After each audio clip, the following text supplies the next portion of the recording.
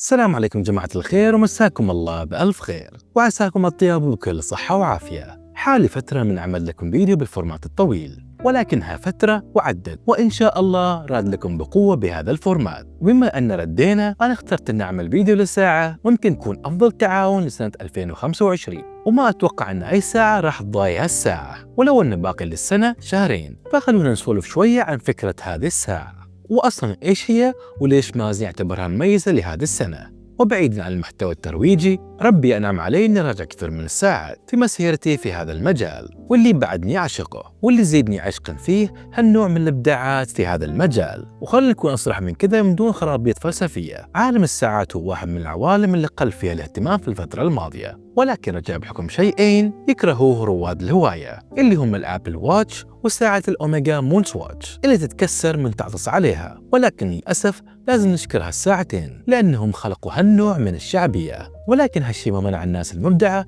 مثل أخوي أحمد جويد وبلال شاهر على إطلاق ساعة تمزج بين الثقافة الإسلامية وميكانيكيات الساعات الفخمة، وفي باكج واحد وبعد بكثير عن الساعتين اللي ذكرناهم قبل. فمعكم مازن العريمي، وحبيت أوضح لكم الآراء في هذا الفيديو آراء شخصية من دون تدخل الطرف المتعاون فكريا أو ماديا. وهذه الآراء بحق تجربتي للساعة مع أنها ما طولت معي كثير. ودائما البسوا الساعة اللي تستمتعوا فيها واستمتعوا باللي تلبسوه. وأنا اليوم لابس ساعة قريبة جدا من قلبي اللي هي زعتر من أخونا صالح المطوع أو توكي رونن. وحبيت أشكر أحمد على زيارته الطيبة علشان يوريني الساعة، والفريق الجبار اللي اشتغل في صناعة التحفة الفنية. لا تنسوا الاشتراك لأن يساعد القناة والمحتوى على النمو والتطور، وفعلوا زر جرس التنبيهات ليوصلكم كل جديد. وخلونا نفصل ساعتنا اليوم أكثر.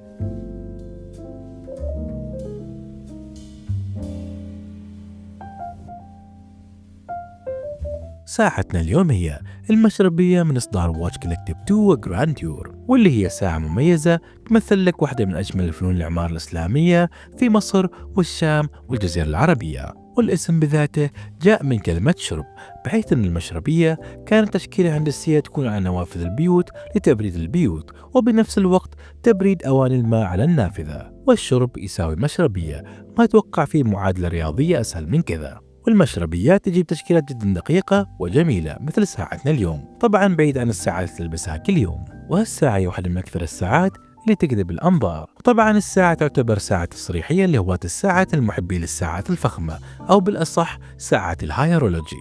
يعني هي واحدة من الساعات اللي تلبسها وانت داخل على الفخامة يا صديقي الفخم. من الساعة معالج بطريقة الإنامل، وهو أساس الساعة كلها، بتصميم المشربية الفريد من نوعه المطقم بلون BGW9 السويسري من النوع الأسود، اللي يكون أكثر جمالية بالمقارنة بأي لون، واللي هو بالأساس تم ملئه على نقش المشربية في المينا، وأيضا تعقيد التوربيون في منتصف المينا.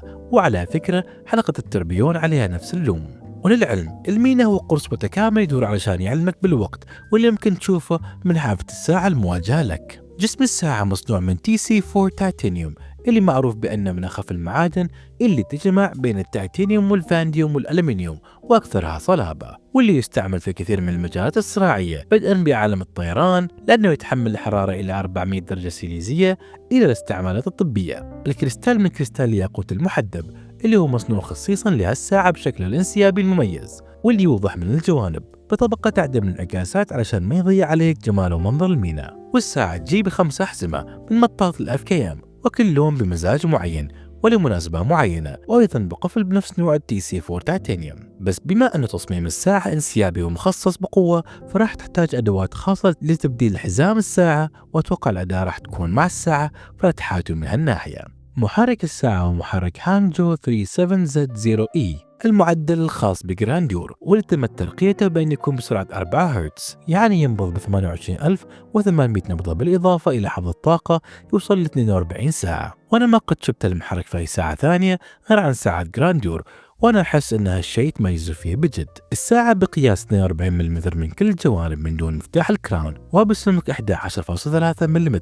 وبما أن الساعة بهالتصميم فتغطية الوجه فيها هو 100%، فالساعة أجمل المعاصم الكبيرة. إذا معصمك صغير الله يعينك. ونجي لسؤالنا المهم اللي كلنا ننتظره، هل ساعتنا اليوم تستحق الاقتناء؟ بصريح العبارة الساعة مش لكل حد، وهي ما ساعة تلبسها لأعمال شاقة أو للاستعمال اليومي، بل هي ساعة تلبسها وانت داخل على حدث معين، ولازم في هذا الحدث ناس ريحتها فلوس. فإذا تبى تكون قد الصورة هذه الساعة 100% حالك. وسعرها الحالي هو 2100 دولار أمريكي، مما يساوي 808 ريال عماني من دون الضرائب والشحن. والساعة محدودة ل 100 حبة فقط، واتوقع باقي منها 10 حبات فقط. فيا صديقي صاحب الرولكس والأوميجا والأي بي، زين ضيف هالساعة لمجموعتك، لأنها ساعة تفتح لك سوالف. بحط لكم رابط الساعة في صندوق الوصف، وانتظر تعليقاتكم الإيجابية والسلبية عن الساعة في صندوق التعليقات، على أساس أن نحطهم في الفيديو الجاي ونراجعهم مع بعض. شاركوا هالفيديو مع أصحابكم وأحبائكم. وبما أنكم وصلتوا لنهاية الفيديو، أدعوكم تشوفوا الفيديوهات الثانية في القناة، راح أحط لكم الروابط